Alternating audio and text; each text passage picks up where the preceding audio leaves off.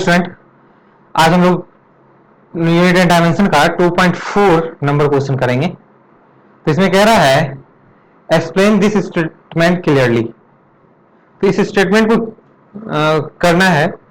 क्या है इस स्टेटमेंट में कि to call a dimensional quantity large और स्मॉल, कोई भी डायमेंशनल क्वांटिटी को लार्ज और स्मॉल कहने के लिए is meaningless without specifying a standard for comparison. किसी भी डायमेंशनल क्वांटिटी को लार्ज और स्मॉल कब कहेंगे? जब किसी से कंपेयर करेंगे। अगर कंपेयर नहीं करते हैं, वही कह रहा है कि to call a dimensionless quantity large और small is meaningless without specifying a standard for comparison. बिना कंपैरिजन के किसी को बड़ा छोटा नहीं कह सकते, है ना? तो बड़ा छोटा नहीं कह सकते क्योंकि मान लो मेरे पास एक रड है, बहुत लंबा रड है, या लंबा रड नहीं भी है, मतलब कहने का मतलब एक रड है हम लोग के पास, ठीक है? मान लेते हैं 5 मीटर का लेंथ का रड है, 5 मीटर। तो खैर रड है हमारे पास 5 मीटर के, और एक हमारे पास पेन है, ठीक? तो रड बोलेंगे rod is larger than pen. अगर नहीं बोलते हैं रड इज लार्जर देन या रड इज लार्जर बस, तो किससे बड़ा? Rod is larger than train? Not possible. हो भी सकता है लेकिन rod is larger than earth नहीं ना। सिर्फ लार्जर देन कहने का मतलब कुछ नहीं, नो मीनिंग, नो मीनिंग। सिर्फ लार्जर कहने का मतलब इसीलिए कह रहा है कि मीनिंगलेस होता है। या पेन इज लार्जर देन, किससे बड़ा? रड से बड़ा, चौक से बड़ा पेन है हमारे पास, ये कह सकते हैं। लेकिन कंपेयर तो करना पड़ा ना किसी से भी, ऐसे सिर्फ लार्जर स्मॉल नहीं कह सकते। तो यही क्वेश्चन में कह रहा है यहां पर कि ये रड था और ये पेन था, तो बिना कंपैरिजन का ये स्टेटमेंट बिल्कुल गलत है, यही कह रहा है, ठीक है? आगे है in view of this reference of following statement wherever necessary. तो इसका कुछ दिया हुआ है, जैसे हम लोग एग्जांपल लिए वैसे ही कुछ और एग्जांपल्स दिया हुआ है। जैसे कह रहा है फर्स्ट नंबर में क्या कह रहा है? Atoms are very small object, बहुत छोटा ऑब्जेक्ट है। किससे छोटा है? हाँ छोटा है, बहुत है, लेकिन अगर हम लोग इलेक्ट्रॉन प्रोटॉन के बीच हैं तो एटम तो बड़े हैं ना। इलेक्ट्रॉन से बड़ा है एटम, प्रोटॉन से बड़ा है एटम, न्यूट्रॉनों से, एंटी न्यूट्रॉनो, क्वार्क, एंटी क्वार्क, जो भी चीजें हैं, न्यूक्लियस, न्यूट्रॉन, प्रोटॉन, ये सबसे बड़ा है एटम। तो स्मॉल कैसे हुआ? कंपेयर करना पड़ेगा हम लोग को कि atoms are very small object than molecules. Atoms are very small object than molecules, क्योंकि मॉलिक्यूल्स में बहुत सारे एटम्स होते हैं, मॉलिक्यूल्स छोटा है एटम, ठीक है? तो फर्स्ट नंबर समझ में आ गया।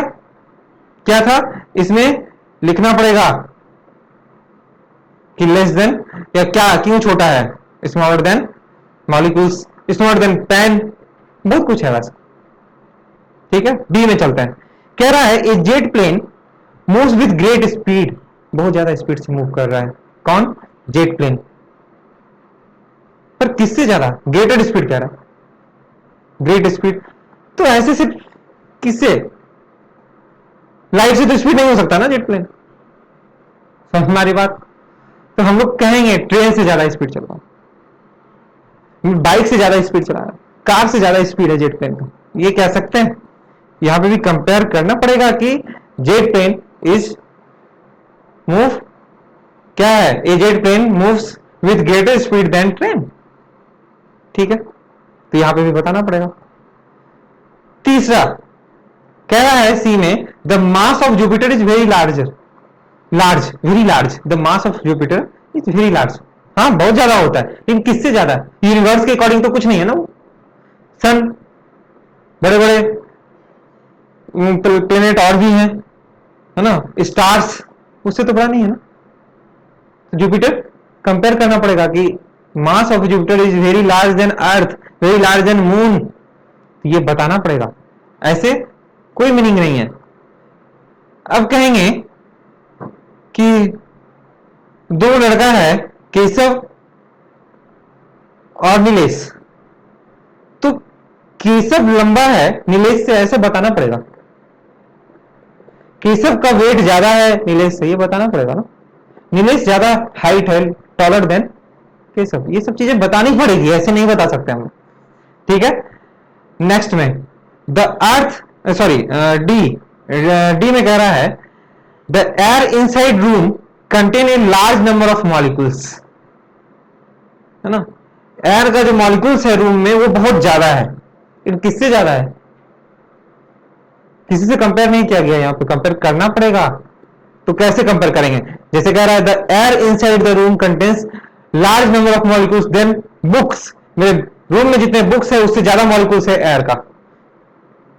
मेरे रूम में जितने भी पेन है, अलमीरा है, वार्डरोब है, जो भी है, उससे ज्यादा है एयर का मॉलिक्यूल्स। ये सही है, क्योंकि कंपेयर करना जरूरी है। नहीं तो ऐसा भी हो सकता था कि number of molecules of air is greater than number of atom of air, नहीं कर सकते थे ना, एटम तो ज्यादा हो जाएगा ना। फिर मॉलिक्यूल्स के अंदर बहुत सारे एटम है, तो जितने नंबर ऑफ मॉलिक्यूल्स है उसके अंदर, और एक मॉलिक्यूल्स के अंदर अगर 10 एटम है मान लेते हैं, तो उसके 10 टाइम हो जाएंगे ना। तो इसीलिए कंपेयर करना पड़ेगा, किससे बड़ा किससे छोटा। जुपिटर का मास जैसे था, तो मास सन से तो, यूनिवर्स से तो बड़ा नहीं है ना जुपिटर का मास, मून से बड़ा है, तो इसे बताना पड़ा। नेक्स्ट में है the proton is much more massive than electron. ये सही है, यहां पे कंपेयर किया हुआ है कि प्रोटॉन का मास ज्यादा है, किससे? बहुत ज्यादा है, किससे? इलेक्ट्रॉन से। बिल्कुल सही, ये सही है, कंपेयर किया हुआ है, इसका मीनिंग निकल रहा है। The speed of sound, F में है the speed of sound is much smaller than speed of light. Yes, sound का स्पीड जो है वो कम होता है लाइट की स्पीड से, तो ये भी सही है, यहां पे कंपेयर किया हुआ है। ये थ्योरेटिकल क्वेश्चन था, तो यही समझना था इसमें। ठीक है, स्टेटमेंट भी समझ लिए और ये एग्जाम्पल भी समझ लिए। ठीक है, तो मिलते हैं नेक्स्ट वीडियो में नेक्स्ट क्वेश्चन के साथ। Thank you.